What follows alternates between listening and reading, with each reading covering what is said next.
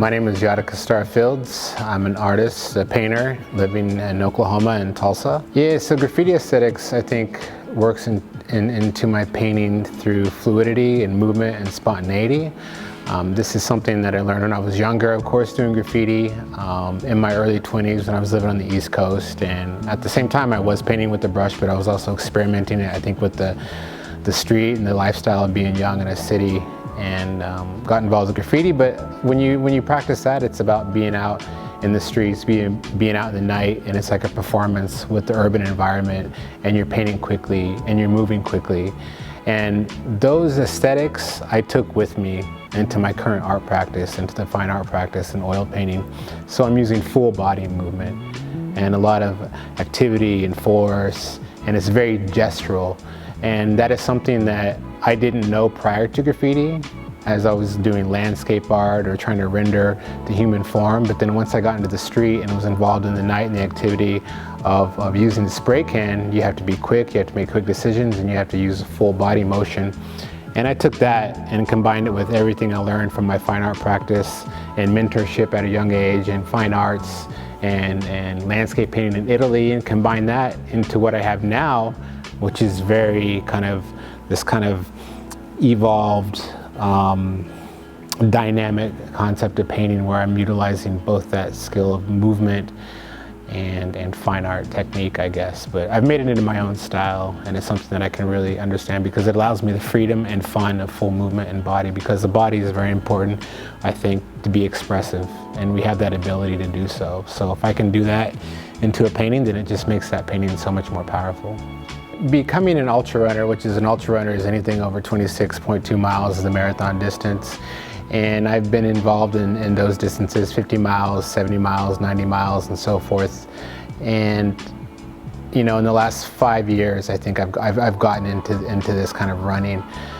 A lot of these races take place on trails all throughout the world, beautiful locations, mountains, countrysides, where you'd never see this unless you're in a race or on these trails. Or in training in mountains and stuff like that. It's informed my practice in that it's allowed me to really immerse myself in nature. It's allowed me to immerse myself in all kinds of changing light.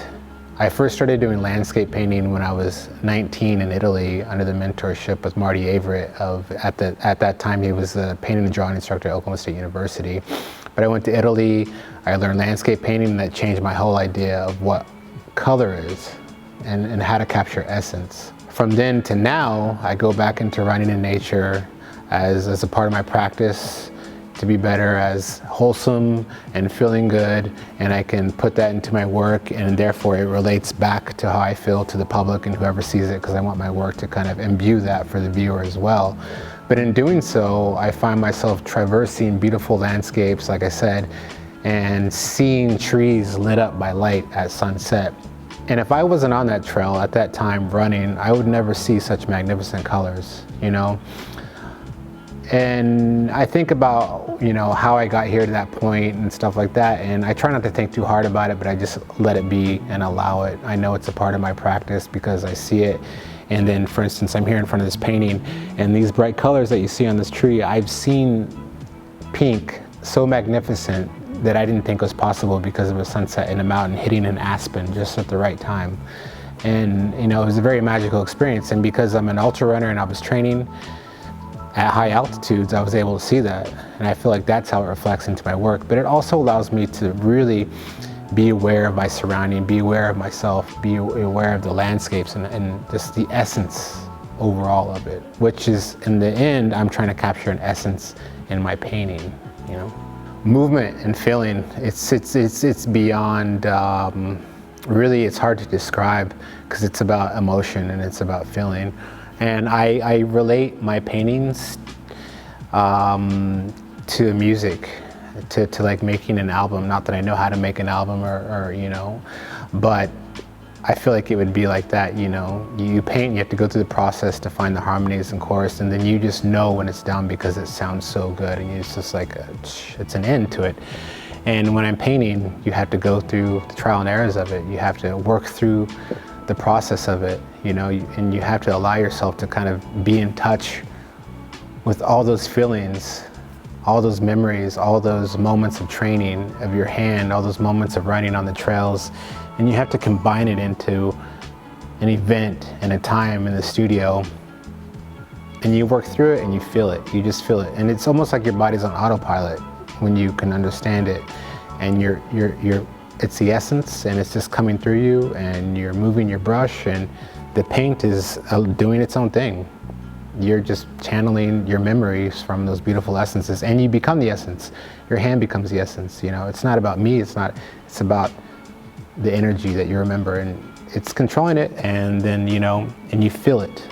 You feel it. You know, and I'm thankful for all those things that have come before me to allow me to express the way I do, the graffiti, the trail running, everything like that, because those are all moments of essence of capturing spontaneity, feeling, and then therefore it's reflected in the approach of my work.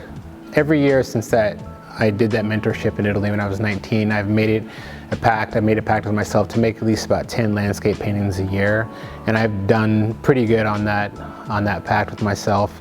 Mostly these paintings are with watercolors on paper, because I'm traveling and I have a tube with me and I have my papers and watercolors, and I go to beautiful locations and I'll sit there I give myself about an hour, maybe 2 hours at most, to get a painting done. And it's not about capturing the realistic elements of it, but it's, like I said, it's about capturing the essence of it, the feeling, moving quick, and getting the feeling for the space I'm at. And then I let it dry, roll it up, take it with me, and then I move on to another location.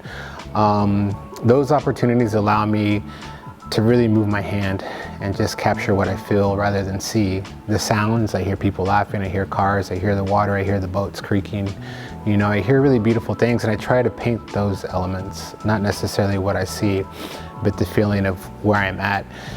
So then when I come back into my studio, I remember those things. My hand remembers how to capture that.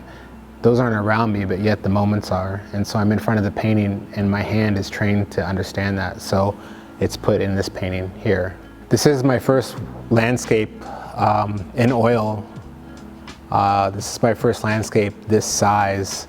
And for that fact, I really enjoyed it because it allowed me to really explore everything that I'm talking about on a bigger scale. It allowed me to resolve a lot of things I'd never come across before, you know. It was a challenge, and it was an exciting challenge from the museum here asking me to do this, and I was totally into it because, you know, I'm up for any kind of challenge when it comes to painting. But this allowed me to really work into something that I'm really passionate about, and something that I'm a part of, and that we're all a part of, a landscape, you know, where we're from, our histories, our background. We're all from somewhere. We all have memories of a landscape that is important to us. And with this particular painting, I just remembered every landscape that I'd done before, every trail maybe that I've been on, every sunset that I've seen, that sunset that hit an aspen that one particular day. And I wasn't looking at any reference, you know, I'm just in front of this huge canvas, just with my mind and all the essences that I've captured and feelings, and, you know, I'm just thinking, I'm just allowing myself to move my hand and create marks and create my own landscape, because I have all those memories in place. And I'm creating my own landscape from my heart and from my journeys before. And this is what kind of evolved out of it, you know, just kind of this imaginative landscape where light plays a big factor on how it's hitting things, and it's about movement. You can actually almost hear the wind on these things, you know, you can hear the shimmer in the leaves. Is it fall? Is that a sunrise? Is that a sunset? You know, there's a lot of things that you can try to understand in it. There's a lot of things that you can maybe try to guess, and there's a lot of things that you're going to see in it that the next person is going to see something totally different as well, you know. It's going to create your own memory with it. So I really enjoyed this painting for that fact that it allowed me just total freedom, but a chance to really kind of explore something new and create my own dynamic landscape from memory, from all those past experiences as well. But it becomes your landscape as well. I feel like my day today and the moment I created this is the important element here, you know, because it's so unique. No other painting is like this. No other painting has been done like this. Something that's really important to remember as a human being, and all of us, we all have set foot on a particular landscape. That was our first steps. That's not colonial, that's not native, that's just the globe, that's the world, you know, that transcends all context to these wordings, you know, and these phrases and these ideas and these boundaries, you know. Painting is something that, if done right and explored right and discussed right, like I'm doing now, you can kind of create the necessary wording to, I guess, the elements in this painting. They transcend those things, this particular piece, you know, because we all share that in common. Of course, if you really break it down to art history and in the context of European painting and stylistic, yes, it does kind of relate to that because it touches base with that. Of course, I'm using the brush. It is a composition, a square, right? And it's in a museum, and you know, the galleries, salons, and things like that. It falls into the context in that essence as well, for sure. And I wouldn't have been sitting here if I didn't have an interest in looking at history books when I was younger, studying master paintings, saying I want to go to Italy and I definitely want to go to New York City and become a painter. You know, I definitely had those thoughts and those inspirations by looking at these books and those colonial paintings and things like that. John Singleton Copley or Sargent, you know, or Winslow Homer and things like that, you know, and artists beyond that and before that. But today, in this time, and in this space, this is my painting, this is today. This isn't about then, this is about now. And that it's so imaginative and it's not about a particular place. That's what transcends all of that. The beautiful thing about landscape painting is that it is all a play on light. You know, everything is fragments of light. I learned when I was younger that, you know, certain colors exist in nature. You know, black doesn't really exist in nature. It's just kind of these umbers and siennas and blues and purples all kind of merge together to make these dark effects, and the shadows change and everything. And that's created by light. Particles of light, you know, they create these colors. They create what we see in front of us. You know, everything is just particles, right? And nature is these particles of color, and it's just kind of light fragmented, you know. And so when I'm looking at landscapes, when I'm painting in plein air, I'm taking all that into effect, and I'm like, do I want to paint in the morning because the morning light is there, or do I want to paint when the sun is high above and the shadows are dropping right below? Or do I want to paint at sunset when there's really beautiful hues of like worms, you know? So light comes to play in all those thoughts and decisions. And when I'm painting this, the particular thing about this painting is that the sun is kind of so central, which is something you don't really see in paintings ever, because it's almost like cliche a bit, right, to have a sun so centered. But I thought I'd be interested in this piece because it is about light, and it talks about that.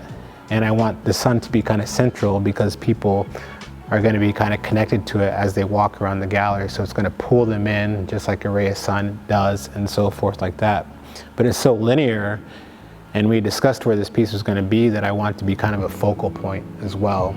So I kind of had to do some thinking about how I wanted this to look, and I knew that, yeah, I think the sun is going to be central, and you don't often see that in land ever, right? Because it's kind of tricky. How are you going to do that? You know, do you really want that to be the central force?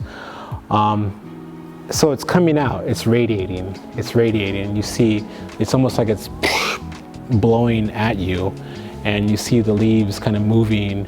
You see the light casting on the leaves as they're turning in the wind as well. You see the reflections, light hitting the rocks, so you know it's going that way. Light's hitting this, light's hitting that. It's hitting this way, you see the dark shadow. So I want it to be the force, so it kind of comes out at you and around you, so it holds you, right? Light is the main element in landscape painting. But how do you want to incorporate it? How do you want to figure it out? How do you want to piece it together to make it work? And for this one, I want it to be kind of like you are being pulled in, pulled out, held, and then you can kind of create your own imagination. So it's a play on the composition, but it's also a play on light, just as any landscape painting is. It's a play on light. In discussion with the pieces that were going to be around this and also in the exhibition, I thought about that and knew without really seeing all the pieces that they would naturally, I think, have a fit. And kind of walking through here today, I was really happy and impressed with that it kind of came together that way. You know, there's a lot of things that work together. And I think when everyone's in here, they're going to see that space and dynamic of how every piece can kind of relate to one another when you're walking around. And the show's about light, so it's about feeling, you know, because light is encompassing to, I think it's an emotional tool almost, you know, it really kind of directs us to how we're feeling that day or how our mood is and things like that, you know. Are you happy? Is it dark? Is it bright? You know, I know we'd rather be out on a sunny day rather than a gloomy day, you know, so that's kind of how it's going to be like in here. It's going to be kind of like very pertaining to moods and feelings, and every piece evokes something different where everyone's going to be experiencing kind of these emotions, I feel like, as they walk through here. A very forceful but dynamic and beautiful experience that's been created in here. You know, I want them to think of a journey beyond their present situation. I want them to think about that there is a horizon on the other side that they can cross if they want, that there's more to just in sitting here, that they can actually go in there, they can go farther than that, they can see a sunrise, they can see a sunset. I want them to feel like there's a place for them. And that's the beautiful thing about painting, is you can make it your own. You can make it whatever you want. That's the paint. That's the painterly concept of painting right there. By allowing yourself the freedom to create forms that directs composition, that directs feeling. Those are moods. Those are mood conveyors. Those are trees, limbs, that are receptors and antennas to that place of sorts. You know, when painting this, I knew I had to keep finding things that were really going to resolve this piece, and those were kind of the last pieces that, when I'm making these paintings, this painting, I see something and it has to go there, but it's so abrupt and it's so different that you just have to do it and trust yourself with it. And those are the pieces, because when you have something so beautiful that you've created, how are you going to create a red line that goes through half of it, you know? But that's just being confident and understanding that it's necessary. It's wanting to be there. But yeah, that's the absolute foreground to when you're walking up and there's trees right in front of you. But the colors in nature are so beautiful. I've seen some really amazing colors out there that you didn't think would be possible. And of course, it's because of light, but maybe it's because of the season when they're growing, you know?